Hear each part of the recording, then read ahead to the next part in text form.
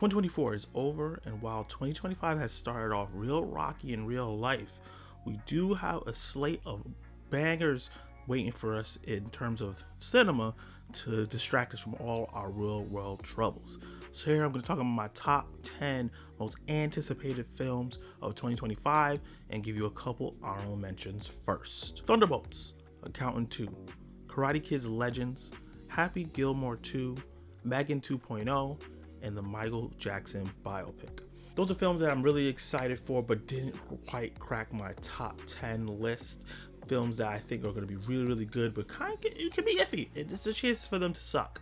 But here are 10 movies that I'm really, really excited for, that if they suck, I'm going to have a very disappointing year. Let's start with number 10.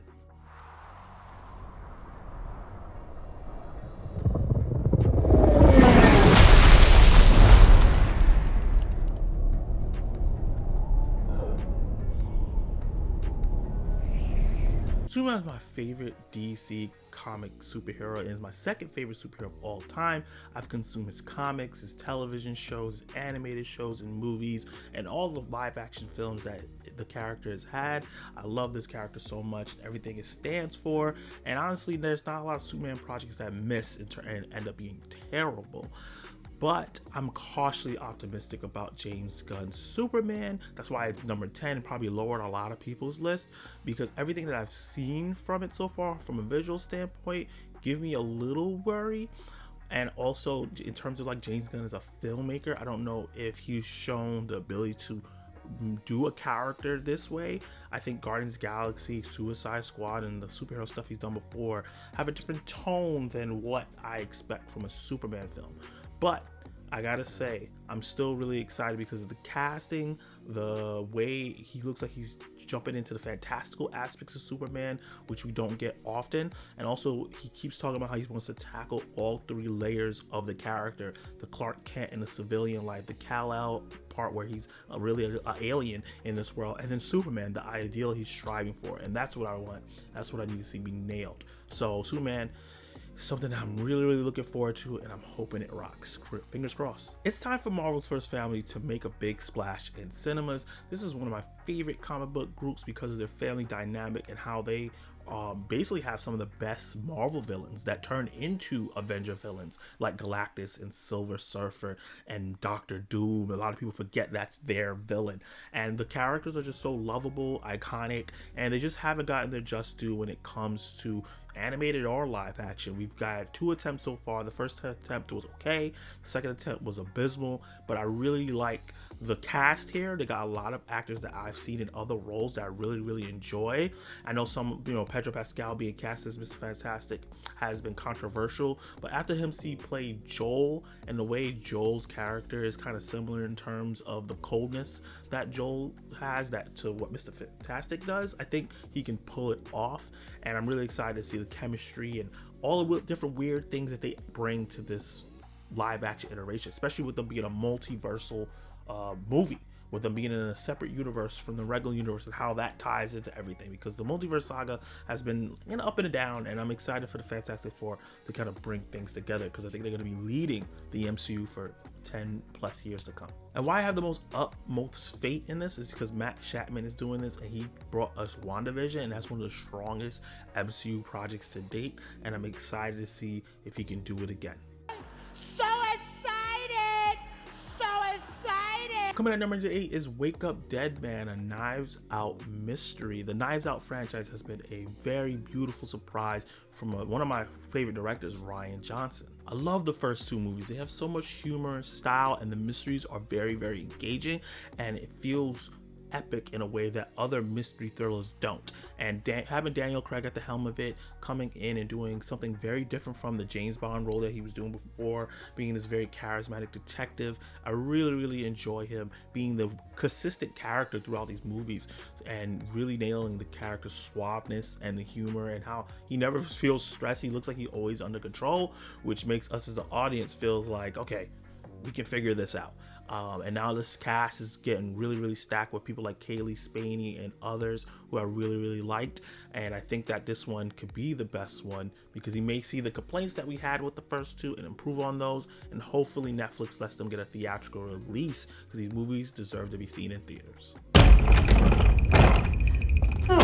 That's odd. I don't remember locking this. You wouldn't happen to remember if my aunt had a wind-up toy monkey at the yard sale? Oh, not a cherished childhood memory now, was it?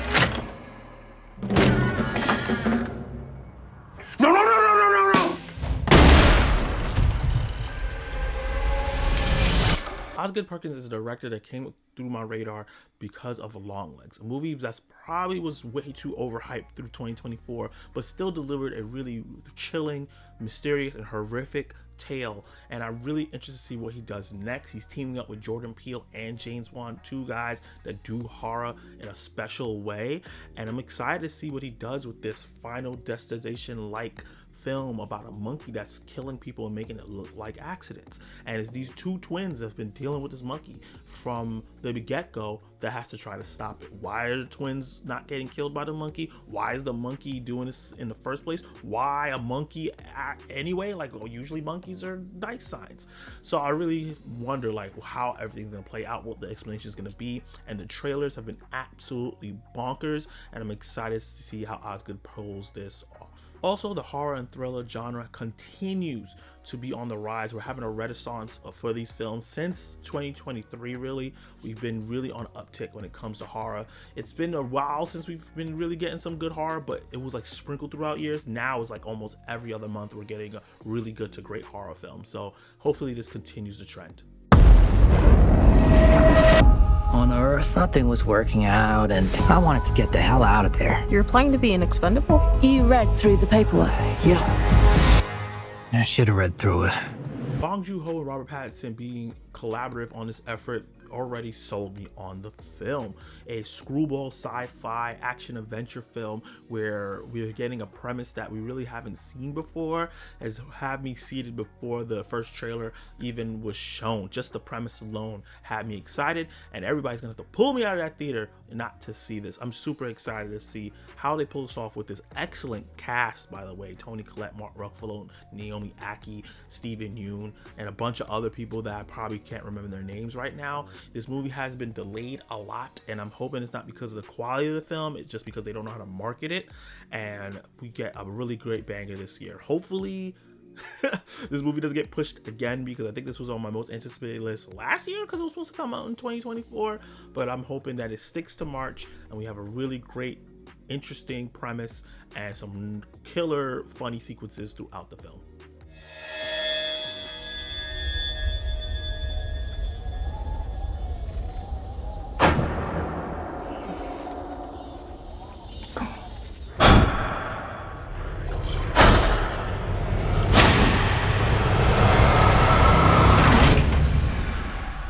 In Rian Coogler we trust. This man hasn't failed me not once. He's adapted an African-American story that is a modern staple in Fruitvale Station. He expanded the Rocky franchise with one of the best spin-offs ever in Creed. He helped millions celebrate Black culture, but also mourn the loss of one of our greats. So far, Rian Coogler has adapted things so far and really did a great job of putting his own style and flavor here. I'm excited to see him to take an original idea and from scratch and kind of do his own thing with no studio limits. And I've been noticing over the last couple of years, monsters have been creeping and crawling their way back to cinema in the theaters and getting people to get excited about monster films again. So I'm excited to see his take on vampires and how he twists Jim Crow South into it and what themes come out of that. Plus there's other supernatural elements to this film that the trailers haven't revealed. And Michael B. Jordan, who's one of my favorite actors, I think he's severely underrated. The intensity that and authenticity he brings to every role, him playing twins, is very interesting. I'm excited to see he gets to stretch his acting muscles by playing twins that are very different apparently. I'm really excited about this movie. Every trailer I see gets me even more excited, and like I said, I trust Rian Coogler to nail it.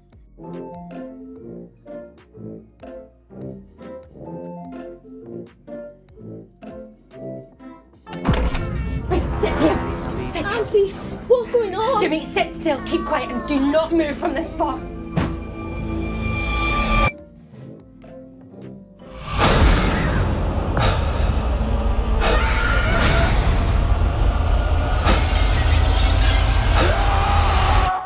28 Days and 28 Weeks Later are two zombie films that introduced me to the subgenre, and it's now my favorite subgenre of all time. I've watched a ton of zombie films, and I'm excited to see the OGs, not the OGs, but my OG zombie movies come back so many years later with what looks like a plan for a trilogy with some creators that I can get behind. Alex Garland writing all three of these movies, three different directors that are really talented. The original director of the first one coming back. We get Nia DaCosta doing the second one, and Alex Garland is going to direct the third one.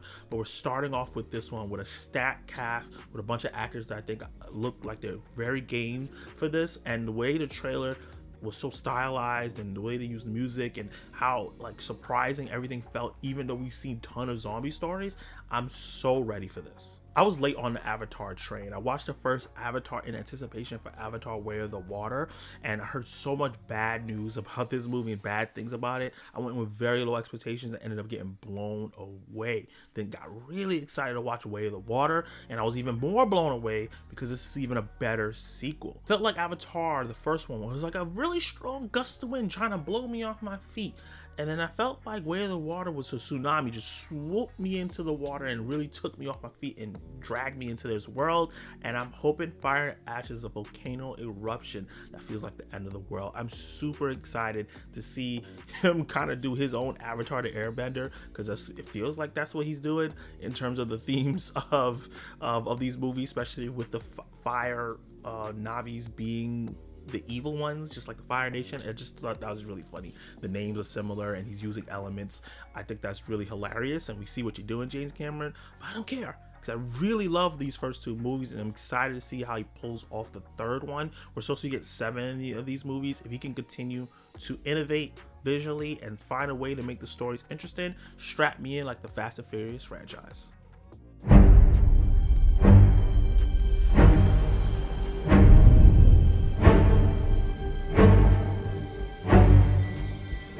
Lives are not defined by any one action.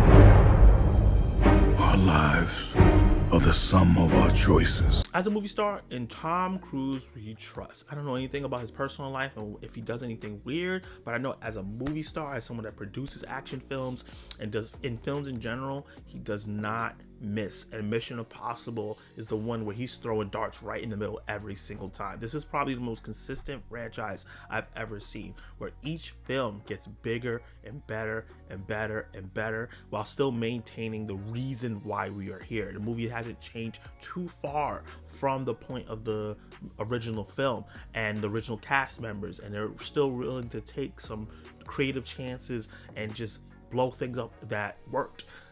And I really love this franchise. Probably my favorite action franchise of all time.